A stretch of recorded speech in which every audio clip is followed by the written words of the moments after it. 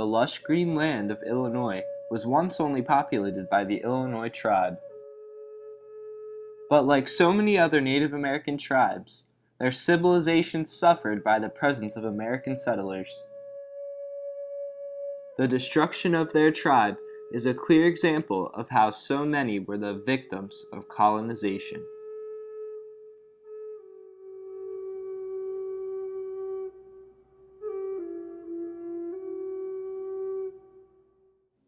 The Illinois originated in the Michigan area of the United States.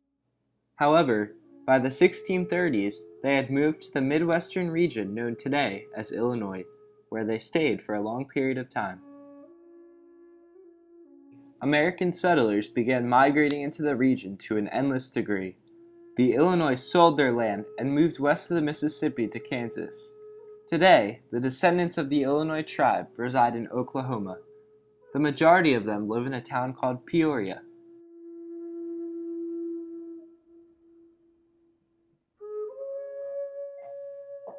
The French encountered the Illinois tribe in 1666.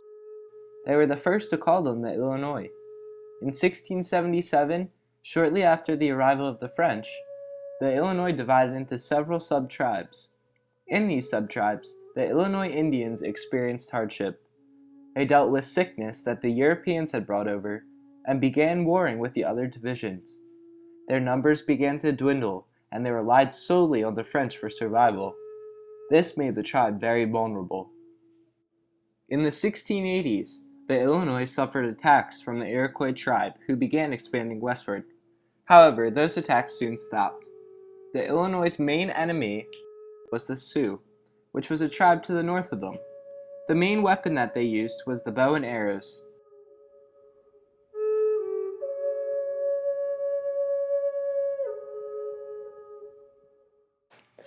The Illinois Indians had a very interesting cultural history. They often lived in what they called semi-permanent villages, along river valleys in the middle of forests. Their housing consisted of decently sized lodges, or grass-covered houses that were in the shape of a dome. An average of 8 to 10 families would live in each dwelling. In the springtime, the Illinois would gather to plant crops and for communal buffalo hunting. They would also initiate war parties against their enemies. In the fall, they would divide into small hunting villages. Males held most of the power in the tribe. Their roles included being a strong hunter and warrior. Polygamy was very common. Men could marry several times and would often create several families that they would live with and take care of individually. However, if women were found to be unfaithful, they would get their nose cut off. Since the men were very jealous, this occurred when there was only suspicion. Women took care of the children, gathered, and tended to the crops. The tribe had a leader that they called a tribal chief. The Illinois did not bury their dead at first. They would wrap the body in cloth and hang it from a tree. However, it is believed through the discovery of stone graves that they buried their dead later on.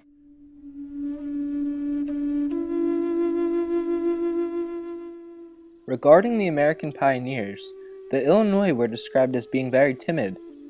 They were easily drawn off their land by settlers. However, the Illinois were not compliant with everyone.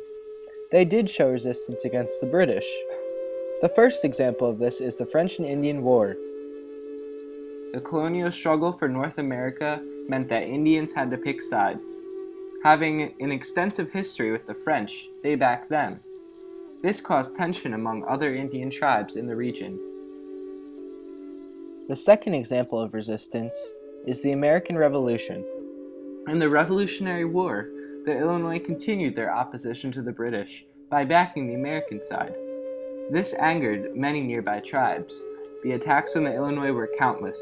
Their numbers shortened dramatically. The third example of resistance to change is Pontiac's Rebellion.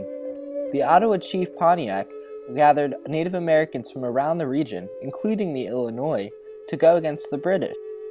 The Native Americans fought hard in many wars, but in a turn of events, Pontiac made peace with the British. The Illinois were outraged, and one of its members killed Pontiac for not fighting the British.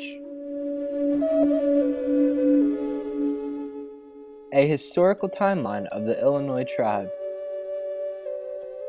In the 1630s, they moved to the Illinois area.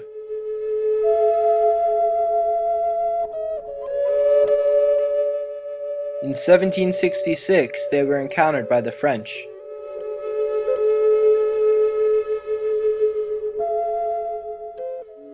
In 1777, they divided into sub-tribes.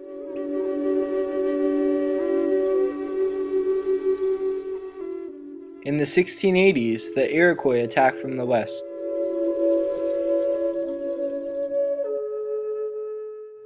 In 1754, the French and Indian War caused divide among Native Americans. In 1769, the Ottawa chief Pontiac was murdered by a member of the Illinois. In 1775, the Revolutionary War began, and the Illinois backed the Americans. In 1832, they moved from Illinois to Kansas. Finally, in 1868, they moved to Oklahoma, where they reside today. The Illinois relied on the environment in many ways. For medicine, they would use natural remedies.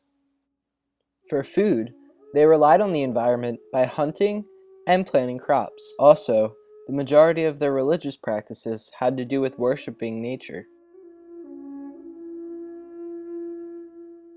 In the 1700s, the Illinois tribe was a thriving, populous confederation.